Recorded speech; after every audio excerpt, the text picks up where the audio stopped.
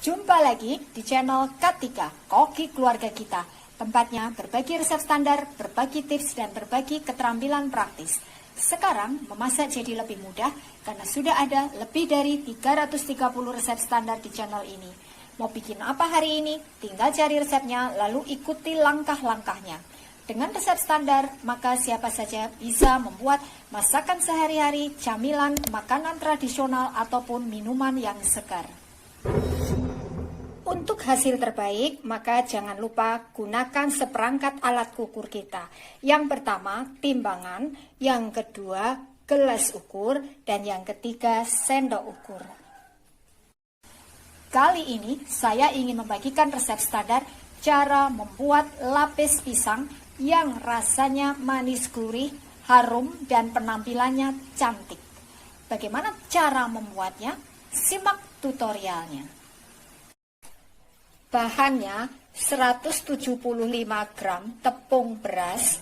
Saya menggunakan merek ini, bisa juga menggunakan merek lain. 75 gram tepung tapioka atau tepung kanji. Saya pakai merek ini, bisa juga menggunakan merek lain. 200 gram gula pasir. 700 ml santan kental yang sudah kita rebus. Kenapa kita menggunakan santan yang sudah matang? Supaya nanti hasilnya tidak cepat basi dan bisa berminyak. Ini tadi dari setengah butir kelapa segar ukuran sedang. 1,5 sendok teh garam halus. Ini saya menggunakan garam halus biasa. Kalau misalkan kita menggunakan garam halus yang kering seperti merek Revina, maka kurangi ukurannya supaya nanti rasanya bisa pas. Jangan lupa gunakan sendok ukur kita, ukurannya peres. Setengah sendok teh pasta pandan. Saya menggunakan merek ini, bisa juga menggunakan merek lain. 6 buah pisang kepok kuning yang betul-betul sudah matang. Kemudian untuk mencetaknya kita membutuhkan loyang persegi ukuran 11 kali 22 cm. Ini kita alasi dasarnya dengan selembar plastik tahan panas, kemudian kita olesi sekelilingnya dengan sedikit minyak sampai rata. Langkah pertama, pisang kita kupas, lalu kita iris satu buah jadi 3 iris ya, seperti ini, memanjang. Kemudian campur tepung beras, tepung tapioka, gula pasir, garam. Ini kita campur sampai rata. Lalu masukkan sedikit demi sedikit santannya sambil kita aduk sampai tercampur rata. Aduk terus sampai gulanya ini betul-betul larut ya. Terakhir, masukkan pasta pandannya, kita aduk sampai tercampur rata. Siap untuk kita cetak. Langkah berikutnya, tuang kurang lebih 200 ml adonannya ini ke dalam loyangnya. Lalu ini kita kukus sampai matang. Kita masukkan ke dalam panci pengukus yang sudah mendidih airnya ya. Lalu ini kita tutup dandangnya ini tidak perlu kita bungkus dengan serbet ya.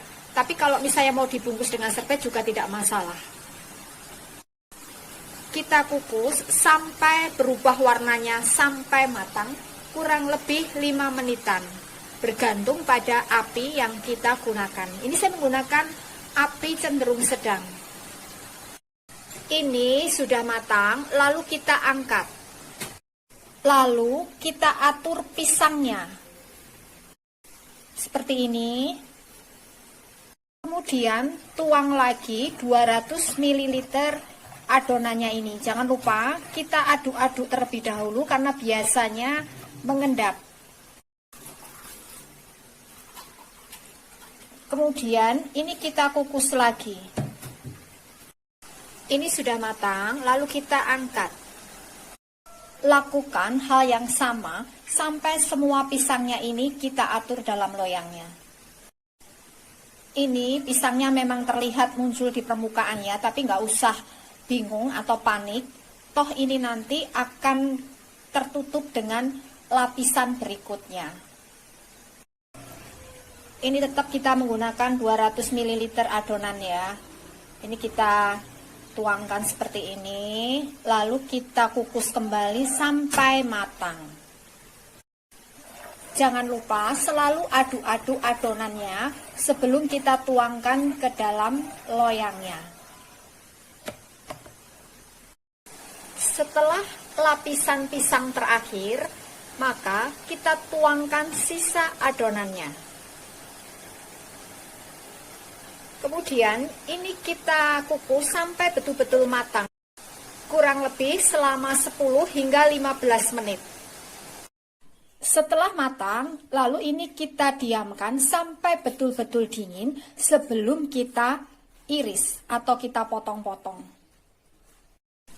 Nah, ini hasilnya lapis pisang yang sudah kita potong-potong.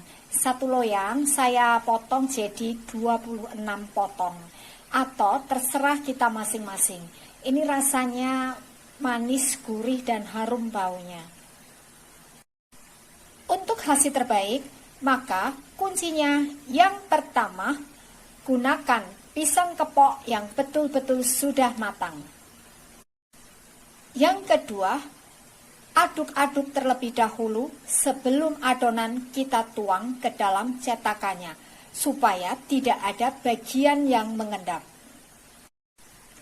Yang ketiga, pastikan setiap lapisannya kita kukus sampai betul-betul matang sebelum kita tuangi dengan lapisan berikutnya. Yang keempat, pastikan kue dalam keadaan dingin sebelum kita keluarkan dari loyangnya dan kita potong-potong sesuai dengan selera kita. Sebaiknya gunakan peso seperti ini. Ini peso untuk mengiris tar ya, supaya tidak lengket. Ini adalah resep standar. Jadi kalau kita ingin membuat dalam jumlah banyak, maka tinggal kalikan bahan-bahan yang ada di resep ini dengan mempertimbangkan kapasitas panci pengukus yang kita miliki. Dengan resep standar, maka siapa saja bisa membuat lapis pisang yang rasanya manis, gurih, harum, dan penampilannya cantik. Terima kasih telah menonton video ini.